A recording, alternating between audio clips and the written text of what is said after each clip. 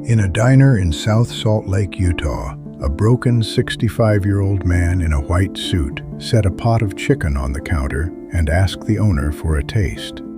Behind that pot were 1,009 rejections. Every one of them had said no. His name was Harland Sanders.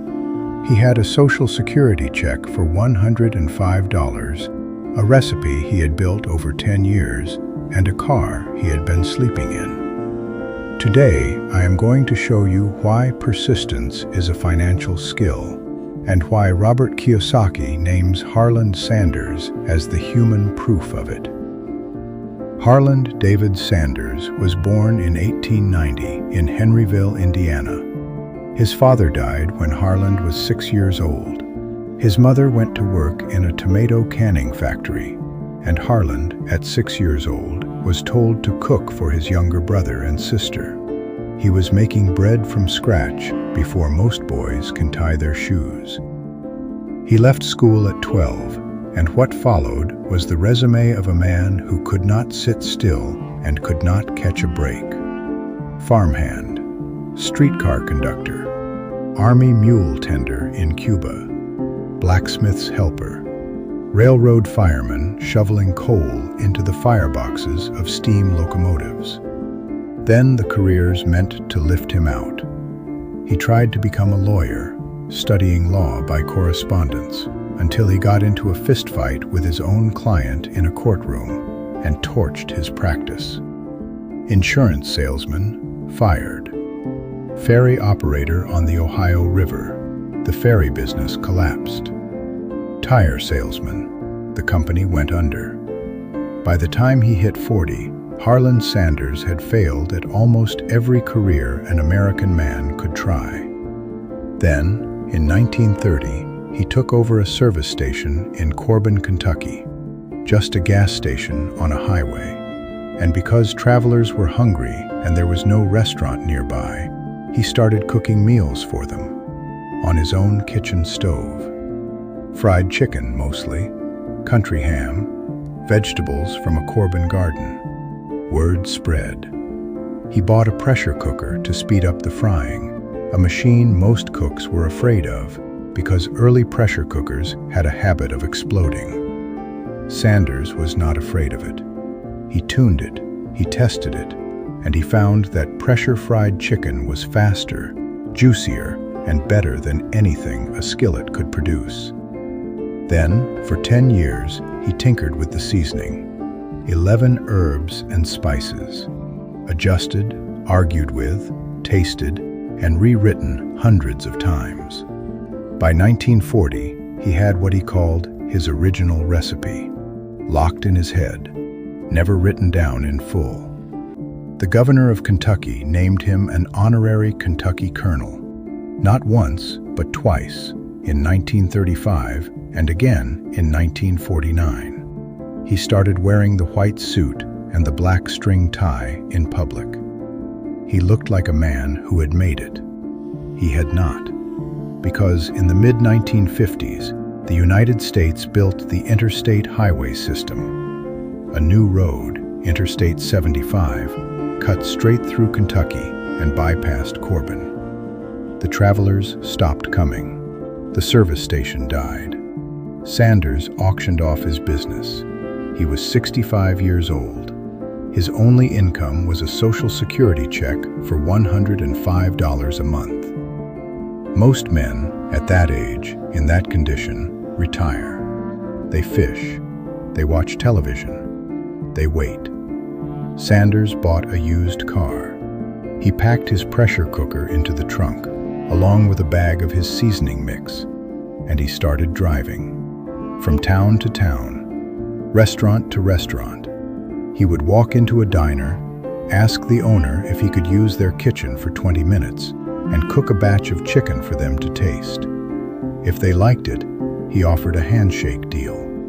Franchise the recipe, pay him a small royalty on every chicken sold.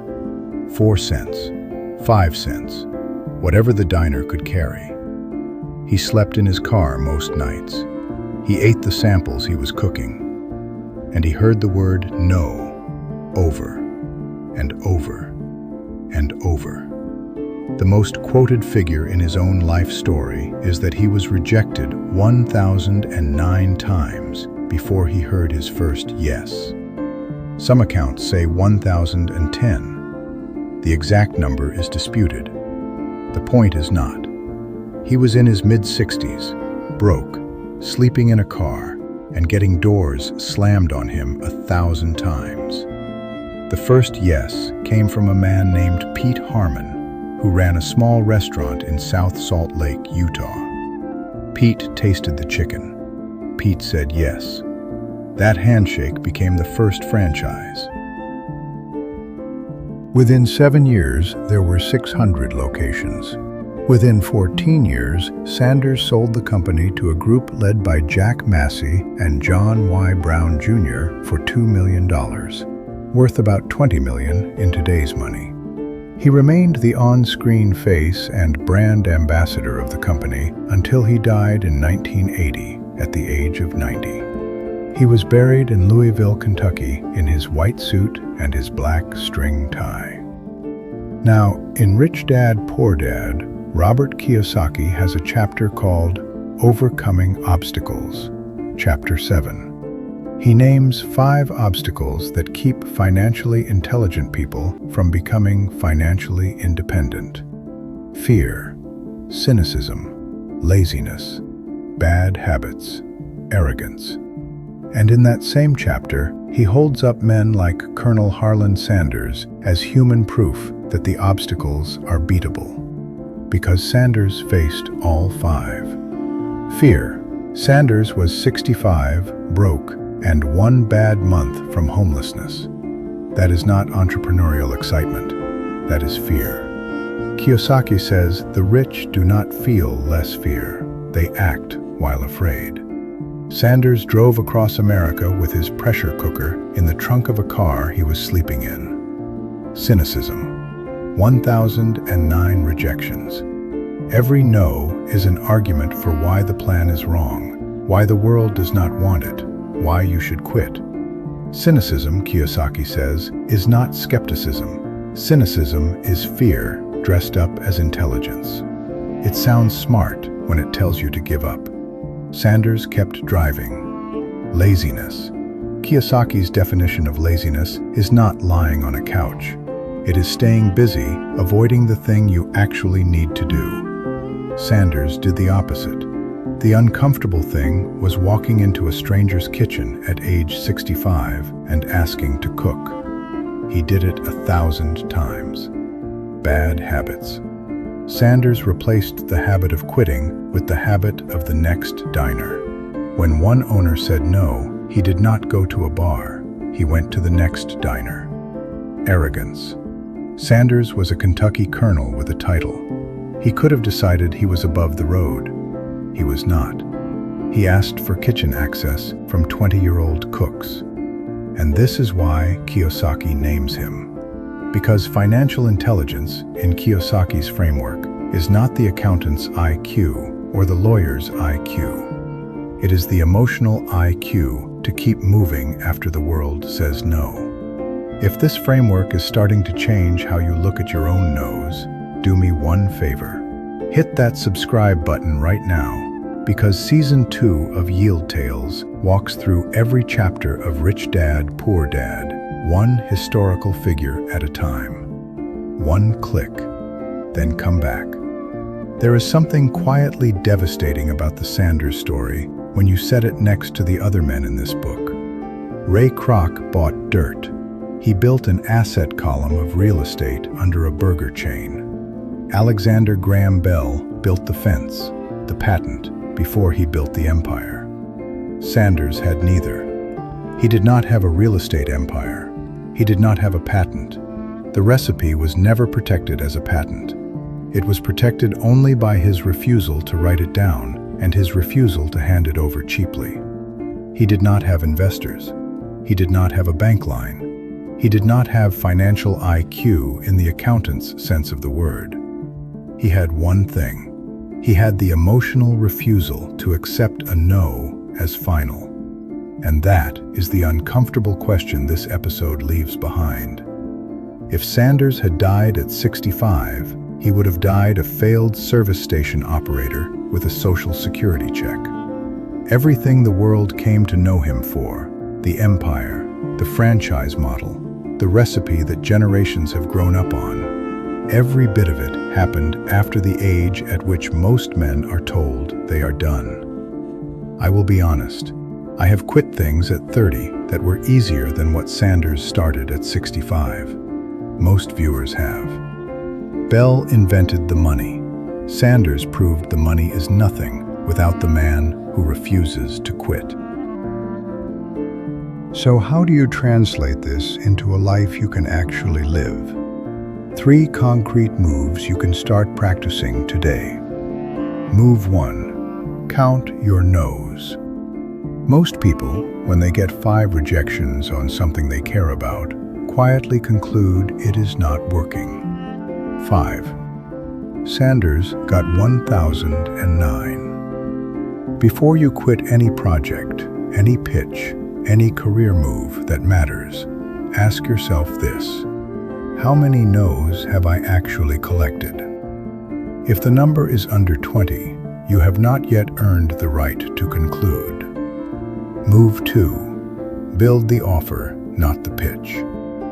When Sanders walked into a diner, he did not describe his chicken. He cooked it. He handed it to the owner on a plate. The offer was tasteable. The offer was verifiable in 90 seconds. Whatever you are trying to sell right now, a service, a product, an idea, a career, ask yourself what the tasteable version is. Not the deck, not the pitch, the plate. Move 3. Assume the game starts at 65. This one is uncomfortable. Sanders spent 6 decades acquiring skills that looked like failure. Cooking for his siblings at 6 years old, studying law by correspondence, running a ferry, selling tires. None of it worked as a career. All of it worked as preparation. Whatever you are doing right now that feels like a wrong turn, assume it is a deposit into a version of yourself that will start monetizing at an age you cannot yet see. Then keep depositing. If this episode landed heavier than usual, that is the right reaction. Subscribe to Yield Tales. Season 2 is walking through every chapter of Rich Dad, Poor Dad, one story at a time, one historical figure at a time. We are not stopping until we have covered every lesson in the book. Hitting subscribe tells the algorithm to keep sending these to you, and to send them to the person in your life who most needs to see them. And before you go, tell me in the comments, what is the number of no's between you and your next yes? I read every one. I pin the sharpest. And sometimes I use them as the seed of a future episode. Because next episode, we are going to sit down with 9 men who once controlled more wealth than most nations. In 1923, they gathered at Chicago's Edgewater Beach Hotel. 25 years later, most of them were dead, broke, or in prison. Their story rewrites everything you think you know about being rich. If Sanders taught you the rich invent stamina, the 9 men at the Edgewater Beach Hotel are about to teach you that stamina without wisdom builds a beautiful cliff to fall from. See you in the next one.